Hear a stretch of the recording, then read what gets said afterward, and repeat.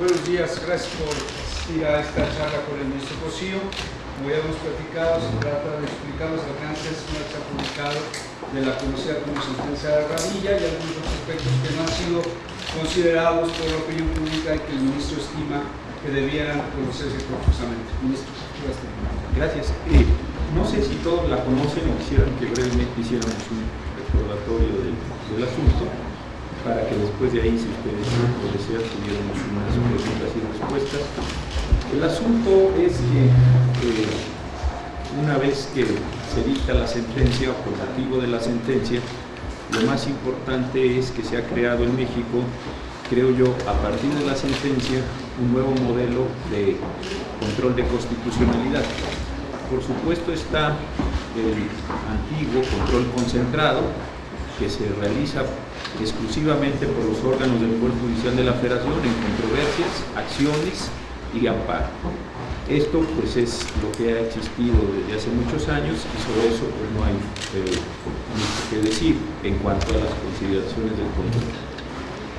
Adicionalmente a eso se creó lo que le denominamos el control difuso, y es la posibilidad de que todos los órganos jurisdiccionales del país, esto es muy importante, todos, da igual si son federales o estatales o en cualquier procedimiento, puedan dejar de aplicar una norma que al momento de resolver el juicio estimen inconstitucional. Esto creo que es de una importancia enorme, sobre todo en materia penal, porque en algunos casos puede darse la situación de que esa norma que se desaplicó hubiera sido la norma mediante la cual se iba a establecer la resolución o imponer una pena, y esto puede producir en su momento una situación de libertad o de disminución de la pena.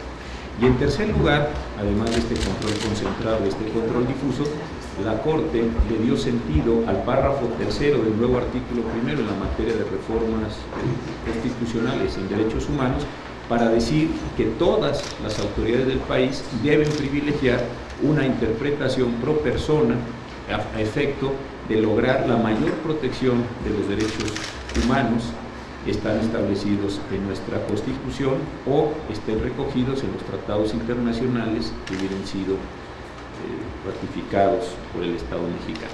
Entonces, como ustedes ven, pasamos de un sistema donde teníamos amparos, controversias y acciones a un sistema en el cual está este modelo concentrado y la posibilidad de que todos los órganos jurisdiccionales del país desapliquen las disposiciones y adicionalmente que todas las autoridades del país deban en su momento llevar a cabo una aplicación pro persona de estos mismos derechos.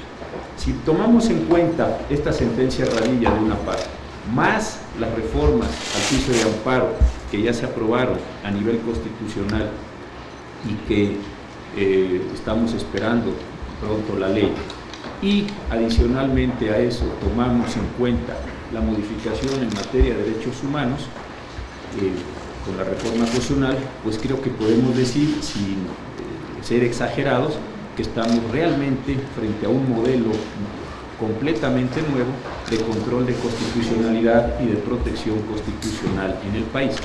Yo creo que de ese tamaño, insisto, y sin exagerar y considerando los años, los más de 150 años que tiene el juicio de amparo en nuestro país, que estamos ante un momento de una enorme posibilidad en cuanto a la protección de estos mismos derechos. Yo dejaría hasta ahí esta especie de introducción, y si ustedes tuvieran algún comentario, alguna pregunta que hacer, pues encantado trataría de resolver. Señor ministro, buenos días. Dice que es un nuevo modelo de control constitucional, el conjunto de todas estas reformas. Esto quiere decir que prácticamente están obligados todos los jueces, magistrados, ministros, precisamente a caer en este punto que fue uno de los más importantes de la sentencia del caso Radilla, de que sean juzgados en tribunales civiles cuando atenten contra la ordenación de un civil. ¿Ya es una obligación o es una mera interpretación nada más? No, esta es una segunda parte, y qué bueno que la trata, de la misma sentencia. En la primera parte de la sentencia, digamos, está construido todo este modelo de constitucionalidad. Y en la segunda sucede lo siguiente: La Corte Interamericana considera que el artículo 13 de la Constitución mexicana es un artículo que satisface los estándares del Pacto y la Convención, es decir, es un precepto constitucional que hace bien, a juicio de la Comisión, en recoger un sistema mediante el cual los delitos y faltas contra la disciplina militar puedan ser juzgados por tribunales militares. Lo que la Corte reprocha es el artículo 57, fracción segunda del Código de Justicia Militar, porque en esos casos se permite que los particulares, o mejor, que los militares que hubieran afectado a un particular sean juzgados por tribunales militares. Lo que nos pide la Corte Interamericana, o nos ordena en términos de su sentencia, es que la Suprema Corte de Justicia de México busque o ejecute los mecanismos para que esos miembros de las Fuerzas Armadas que hubieran lastimado a un particular, a un paisano, como decía la cuestión 57, sean juzgados por tribunales militares. De forma muy concreta nos pide que en el caso de Rosendo Radilla el asunto no regrese a la jurisdicción militar, pero en el resto de los casos que llevemos a cabo esta acción, digamos así, protectora de los derechos fundamentales en el sentido de ser juzgado ante un tribunal civil. Con ese motivo, ustedes recordarán que en las discusiones se giraron oficios a los tribunales de todo el país para que nos informen si es que tuvieran casos en los que esté siendo juzgado un militar en los tribunales militares con motivo de esta afectación a los paisanos, para que nosotros retomemos nuestra competencia y le demos una interpretación en este sentido. Entonces sí, efectivamente hay estas dos dimensiones de la sentencia, que vale la pena también comentar, por supuesto. Jorge Monroy, economista. Gracias, ministro. Buenos días. Hola, Jorge. Quisiera preguntarle, usted nos dice que hay con esta sentencia de la Corte, en el caso Radilla, hay un nuevo modelo que se conjunta con la ley de amparo. Sin embargo, uno quita a la hija de Rosendo Radilla, ella dice que no hay ni siquiera un 70% de avances en la resolución y en la prueba en el Senado. Sí es un paso fundamental, porque también se decía que a pesar de ser una ampliación grande para los derechos de las personas, porque se amplía el abanico de posibilidades para que puedan acceder a él, pues también hay un acotamiento del mismo para que no pueda la Corte y los tribunales cargarse de trabajo. Gracias. No, gracias, al contrario. Yo creo que del avance pasa lo siguiente.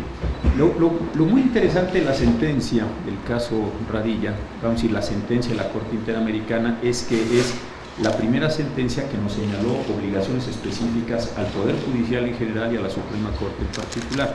Estaban otras resoluciones, la de Campo Algodonero antes, la de Jorge Castañeda antes, pero específicamente en este caso sí se nos señalaron estas obligaciones. Entonces vale la pena entender que la Corte se pregunta sobre si hay o no una obligatoriedad particular hacia ella misma, hacia el Poder Judicial, y cómo se debe realizar esta obligatoriedad, cómo se debe introducir al orden jurídico mexicano. Este creo que es el primero y muy importante problema.